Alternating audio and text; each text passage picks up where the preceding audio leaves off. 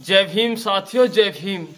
और साथियों, आज मैं बताना चाहता हूँ कि इस देश में जो सिस्टम चल रहा है वो क्या चल रहा है, और उस सिस्टम के ही जरिए इस देश में इंसान को गुलाम बनाने की एक नई प्लानिंग चल रही है। यानी मनुस्मृति लागू करने की नई प्लानिंग चल रही है कि हमें समझना होगा साथी, हमें समझना होगा साथी, सिस्टम कौन सा चलता है। और कभी यहाँ मरता है हिंदू तो कभी यहाँ मुस्लिम मरता है। कि साथियों, हमें ये समझना है कि इस देश में कौन सा सिस्टम चल रहा है। यहाँ कभी हिंदू मर रहे हैं, कभी मुस्लिम मर रहे हैं। यानी ये सरकार किसी के हित में भी काम नहीं कर रही। यानी वोट तो हिंदुओं का लेती है तो हिंदुओं को भी बराबर सताती है, मुस्लिमों को भी बराबर सताती है। कि हमें समझना होगा साथी, यहाँ सिस्टम कौन सा चलता है। और कभी यहाँ मरता है हिंदू तो कभी यहाँ मुस्लिम मरता है। हिंदू और मुस्लिम के नाम पर, हिंदू और मुस्लिम के नाम पर चुनाव देश में चलता है। और मूर्ख हैं इस देश के अंधभक्त, वो घर अपने भरता है, वो घर अपने भरता है। कि मूर्ख हैं इस देश के जो अंधभक्त हैं, जो बीजेपी को वोट करते हैं, उनको ये पता होना चाहिए कि वो किसी को कुछ नहीं देने वाला। वो सिर्फ यानी बीजेपी वालों के ही घर भरेगा, उनके ही घर बनेगा जो बड़े बड़े पदों पर हैं, जो बीजेपी में कार्य करता है। कि लूट देश की सब संपत्ति, यानी आपको तो पता है रेलवे, लाल किला, दुनिया भर की चीज़ों को गिरवी रख दिया गया है। यानी गिरवी से तो बेचने में फ़ायदा होता है, क्योंकि गिरवी जो रखा जाता है 10,000 का सामान 5,000 में रखा जाता है, अगर नहीं छुटता है तो वो गल जाता है। तो इससे अच्छा तो गिरवी से बेच ही देना चाहिए। यानी बेचने से भी बेकार मोदी जी ने इस देश को कर दिया है। यानी लूट देश की सब संपत्ति भाइयों बहनों करता है। यानी सब संपत्ति देश की लूट कर भी लोगों को भाइयों बहनों कहकर मूर्ख बना रहा है। कि लूट देश की सब संपत्ति भाइयों बहनों करता है, और राजा का ये काम नहीं, वो प्रजा के हित मरता है। यानी जो देश का राजा होता है वो ऐसे मानो यानी बाप होता है। यानी जैसे एक परिवार का में एक मुखिया होता है, एक बाप होता है 5-6 बच्चों के ऊपर। यानी ऐसे ही इस देश का राजा प्रजा के लिए बाप होता है। उसको अपनी प्रजा की फिक्र होनी चाहिए, उसको अपनी प्रजा के बारे में सोचना चाहिए। और आज प्रजा उस बाप के मुंह पर थूक रही है। कोई लात घूंसे मार रहा है, कोई कुछ कर रहा है, कोई कहीं पुतले जला रहा है, कोई गाली बक रहा है, कोई कुछ कर रहा है। यानी पूरे देश में यही हो रहा है चौकीदार के साथ। कि अंदर में कुछ और भरा है, यानी उसके जो अंदर में है वो कुछ और भरा है, ऊपर से ही हंसता है। यानी यहाँ से ऊपर को हमें दिखाता है कि हम हिंदूवादी हैं, हम मुस्लिम विरोधी हैं, मगर यहाँ से नीचे को जो है असल में वो कुछ और ही भरा है। यानी अंदर में कुछ और भरा है, ऊपर से वो हंसता है। और पता नहीं चल पाता हमको, ऐसे ही वो डसता है। यानी हमको ये पता भी नहीं चल पाता। जैसे मानो सांप काट लेता है, अगर सांप को हम देख लेते हैं तो पता चल जाता है कि सांप ने काटा है, और नहीं तो ऐसे महसूस होता है जैसे कोई चैटी काट गई है, कुछ किसी ने काट लिया है। तो साथियों ऐसे ही वो काटता है, मगर हमको दिखाई नहीं देता। काटने का मतलब साथियों आप समझेंगे या नहीं समझेंगे, मगर मैं बताता हूँ कि दुनिया भर की महंगाई, बेरोजगारी, यानी जो आप देख रहे हैं डॉक्टर ऋतु, वो न्याय के लिए दिल्ली जंतर मंतर पर डटी हुई हैं। कितने दिन हो गए हैं उनको आंदोलन करते करते, मगर कोई सुनवाई नहीं। उनके आंदोलन को कुचलने की हर रोज़ नई से नई प्लानिंग चलती है, मगर वो तो मजबूत हैं, जो हट नहीं रहे हैं, डटे हुए हैं। और बहुत सारे लोग वहाँ साथ दे रहे हैं डॉक्टर ऋतु का। अब तो बहुत सारे लोग यानी ईवीएम के पक्ष में भी आ गए हैं साथियों। कि अंदर में कुछ और भरा है, ऊपर से ही हंसता है, और पता भी नहीं चल पाता हमको, ऐसे ही वो डसता है। काफिर है शैतान बहुत ही, काफिर है शैतान बहुत ही, न खुदा के खौफ से डरता है।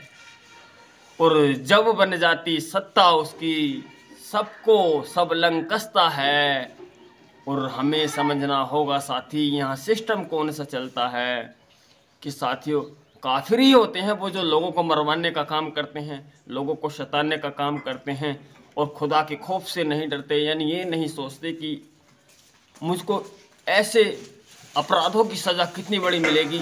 और वैसे तो साथियों हमने देखा है जिसने भी आज तक बुरा किया है उसका अंत बुरा ही हुआ है।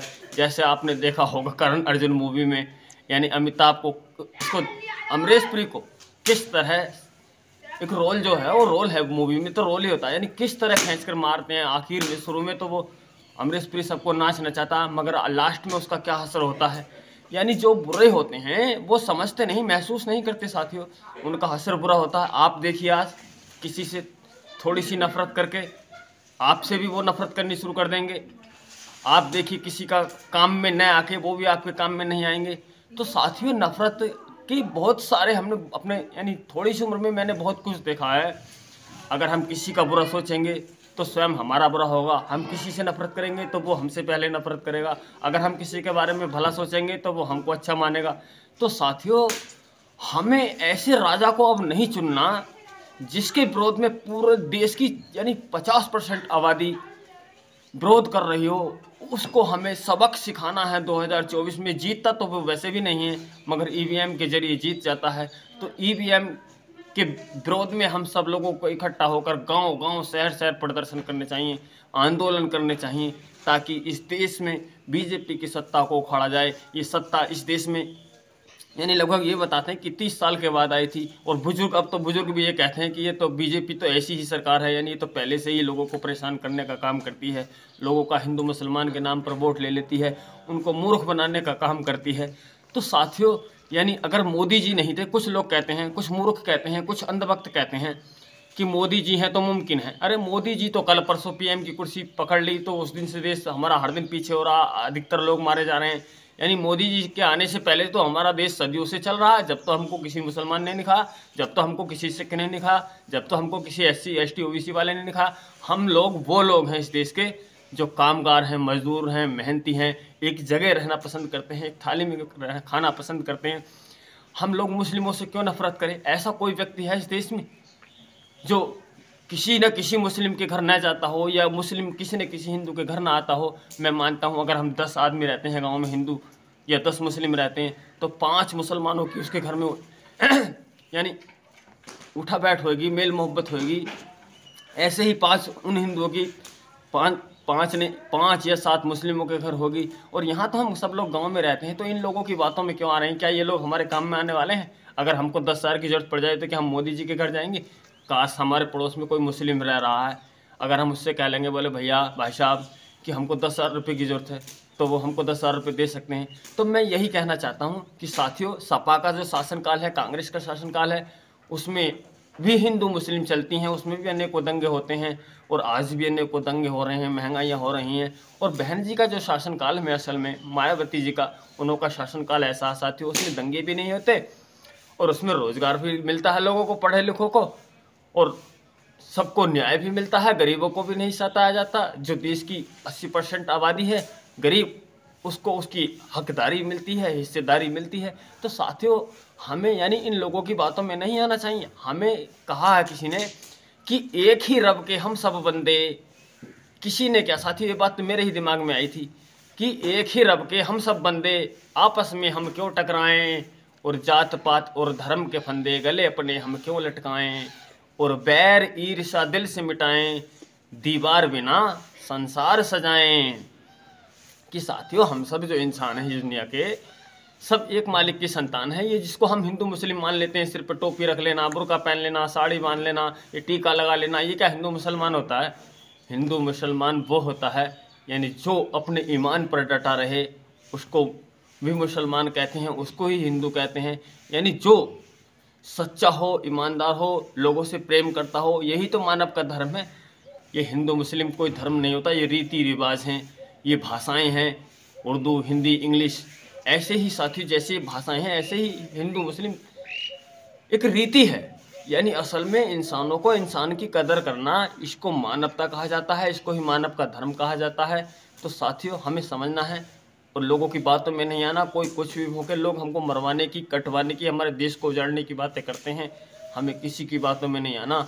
हमें केवल बसपा का हाथी को 24 में दिल्ली पहुंचाना है और पूर्ण बहुमत की सरकार बनानी है। और फिर हम देखते हैं देश में कैसे दंगे होते हैं, कैसे देश में बेरोजगारी आती है, कैसे देश पीछे होता है, कैसे देश में लोगों को हिंदू मुस्लिम सिख ईसाई के नाम पर सताया जाता है, कैसे लोगों का शोषण किया जाता है। और साथियों चलते हैं, अगर आपको हमारा वीडियो पसंद आया है तो कमेंट ज़रूर करें ताकि हमारा हौसला बढ़े। और साथियों वीडियो को लाइक करें। और हाँ, आपने हमारे चैनल को अभी सब्सक्राइब नहीं किया है तो तुरंत अभी चैनल को सब्सक्राइब करें और हमारा हौसला बढ़ाएं ताकि हम आपको इस तरह की कविताएं सुनाते रहें। देश हित में जनहित में चलते हैं। जय भीम।